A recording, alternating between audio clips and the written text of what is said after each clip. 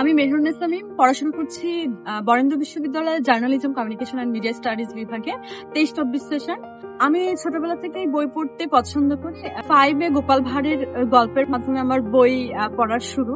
এরপর আমি ক্লাস 6-এ ওঠার পরে বিশ্ব সাহিত্যে ট্রেন্ডের মাধ্যমে আমার বই পড়ার যাত্রা আরো ভালোভাবে শুরু হয়। ছোটবেলা থেকে যেহেতু বই পড়ার নেশা ছিল, তো বড় হয়েও সেই আগ্রহটা থেকেই গিয়েছিল। আমার বিশ্ববিদ্যালয়ে জীবনে এসে আমি দেখি যে আমাদের বিশ্ববিদ্যালয়ে বেশ কিছুদিন পর পর অনেক কিছু নিয়ে উৎসব হয়। সেখানে স্টল নেওয়া যায়, স্টলে অনেক কিছু রাখা যায়, খাবার থেকে শুরু করে পোশাক পরিচ্ছদ, এমনকি গহনা থেকে শুরু করে অনেক কিছু। কিন্তু আমি সেখানে কোনো বইয়ের স্টল দেখতে পাই।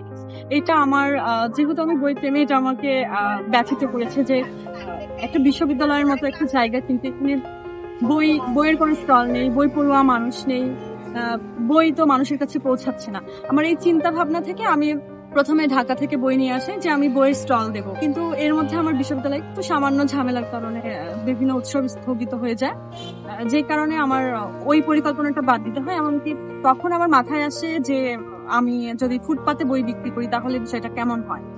তো এইটা মাথায় আসার পরে আমি প্রথমবারের মতো 2024 সালের নভেম্বরের 8 তারিখে বই নিয়ে ফুটপাতে বসি। সেটা এখানেই ছিল, রাজশাহী বিশ্ববিদ্যালয়ের প্যারিস রোড। আমি এখনো রাজশাহী বিশ্ববিদ্যালয়ের প্যারিস রোডেই বই নিয়ে বসি প্রতি শুক্র এবং শনিবার বিকেল 3টা থেকে রাত 8:30 পর্যন্ত। শুক্র শনিবারে বসার কারণে আমার পড়াশোনার খুব একটা ক্ষতি হয় না, যেহেতু আমি অবসর দিনগুলোতেই বই নিয়ে বসি। এছাড়া আমি রেগুলার ক্লাস করি, পরীক্ষা ঠিকভাবে অ্যাটেন্ড করি। এমনকি আমার পরীক্ষার মধ্যেও আমি বই নিয়ে বসি না, সেই পরীক্ষার কিছুদিন আমার বই নিয়ে বসা অমান্য। এখানে বই নিয়ে বসার পর আমি বেশ কিছু চ্যালেঞ্জ মোকাবেলা করেছি।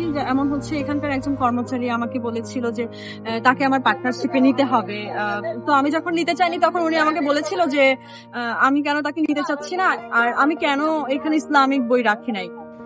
যদিও আমার এখানে বেশ কিছু ইসলামিক বই আছে। তখন উনি আমাকে আরো বেশ কিছু কথা বলার চেষ্টা করেছিলেন, কিন্তু আমি সেটা এড়িয়ে গিয়েছি। এমনকি অনেক সময় এমন হয় যে বইয়ের দাম নিয়ে যদি কাস্টমারের সাথে বনিবনা না হয়, তাদের কাছে যদি মনে হয় যে এটার দাম একটু বেশি, আসলে বইয়ে তো খুব বেশি লাভ থাকে না, 10 থেকে 20 টাকা, খুব বেশি হলে 30 টাকা লাভ থাকে একটা বই। তোমার যখন দাম কম বেশি নিয়ে যখন কাস্টমারের সাথে বনিবনা হয়, অনেক সময় দেখা যায় যে তারা মিসবিহেভ করে। এমনকি একদিন একজন কাস্টমার আমার বই ছুঁড়ে মেরে চলে গিয়েছে, ওইটা আমি এড়িয়ে গিয়েছি।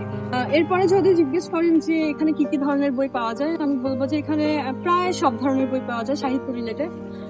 এখানে থ্রিলার থেকে শুরু করে ইসলামিক বই আছে, কিছু থ্রিলার বই আছে, সামাজিক বই আছে, কবিতার বই আছে, উপন্যাস আছে, রোমান্টিক, সব ধরনের বই এখানে পাবেন।